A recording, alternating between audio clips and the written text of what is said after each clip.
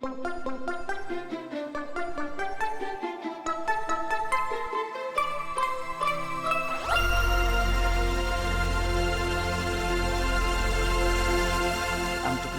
the differentiated care model, especially the family-centered model.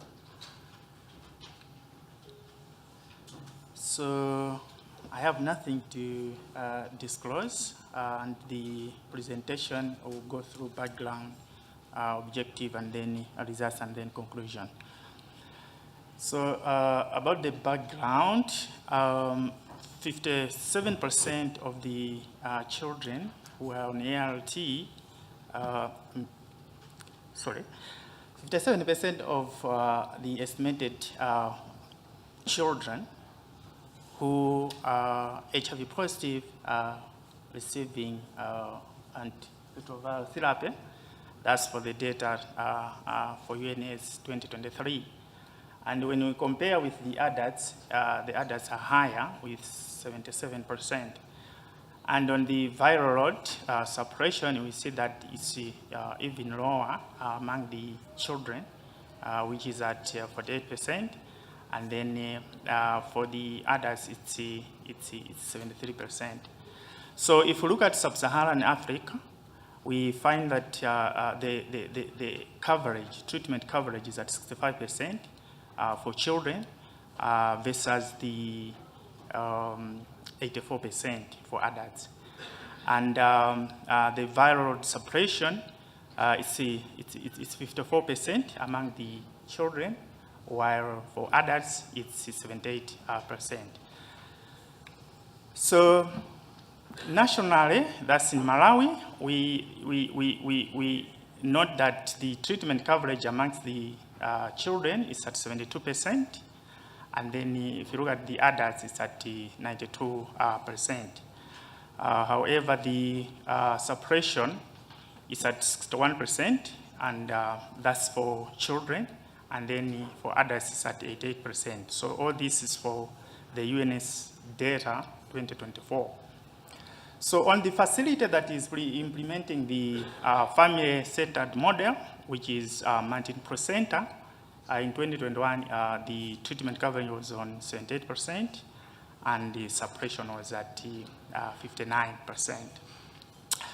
So looking at the suppression was lower among the children, the program staff decided to introduce a differentiated service delivery model, especially targeting the children 0 to 9 years.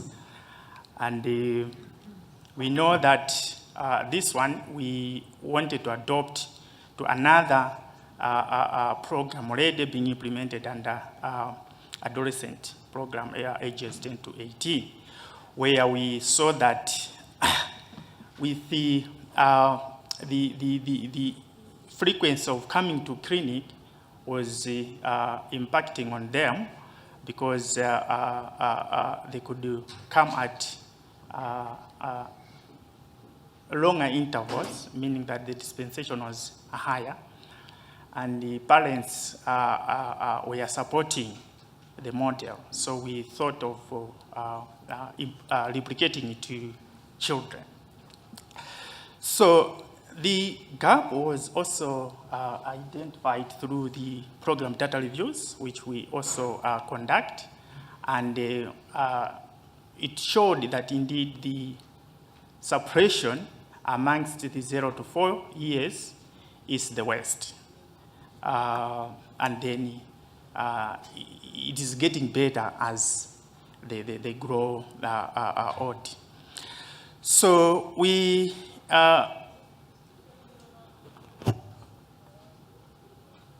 took the weekend adolescent clinic, which is also the current DSD model, to be implemented amongst the children. So the targeted group were the 0 to 4, which we call them the kindergarten clinic, and then the pre-adolescent clinic, which is the 5 to 9, and then the 10 to 14, the young adolescents. So mainly the objective was to compare the retention rates and the suppression rates amongst the children attending a family-centered DSD model against the standard of care. So, the study design. This was the observational cohort analysis for children in family-centered clinic, and then compared to the standard of care. And the interventions were grouped into family-centered and then the standard of care. So in the family-centered package, they're being supported with psychosocial counseling and guardian education. We also do the drug adherence counseling for their mothers. They undergo cervical cancer screening, and also nutrition assessment, and mother-to-mother mentorship. And lastly, the children have time to pray before they go home.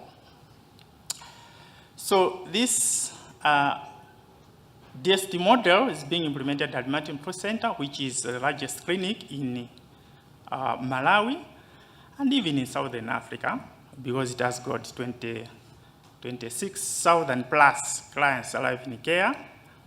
But at the end of June, we had 856 children alive in care. So it is being managed by Lighthouse, and Lighthouse manages HIV program in all the central hospitals in Malawi. So we have about 4 of them, the central hospitals. So it's being managed by Lighthouse, and we have all the DSD model, the same one, in those sites. So how do we recruit them? So this DSD is not mandatory. Parents can choose to get into this service or not. And those interested, they get consented and recruited into the model, and then they're grouped according to the age of the children. So on the implementation, we conduct on Saturdays to cover for the children that go to school. And there's individualized assessment amongst the parents together with their children. And we monitor 6-monthly viral load milestone. And also, those that don't come for clinic, they're requested to come within the week, and they get the fast track service.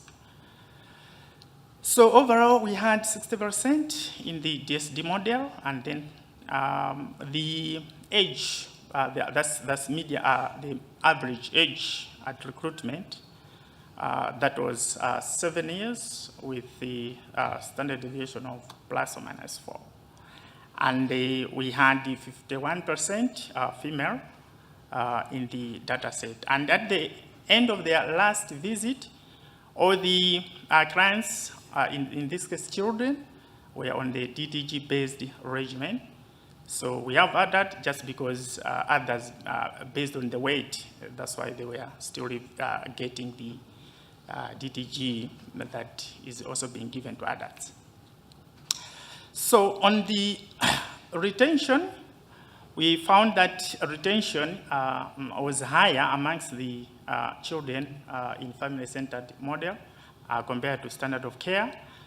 And it was 97 versus 90. And then viral suppression was also higher amongst the children in family-centered model. That's after 24 months being into the program. So the difference in the retention rate as well as suppression rate were statistically significant, meaning to say the DSD model is helping to improve retention as well as the viral load suppression. In conclusion, we recommend children that are having challenges with the retention as well as viral suppression to be recruited into specific DSD model. And the DSD model should also consider the needs for specific families. And we propose the post-service client service for caregivers to help fishing out the needs of this. Thank you so much.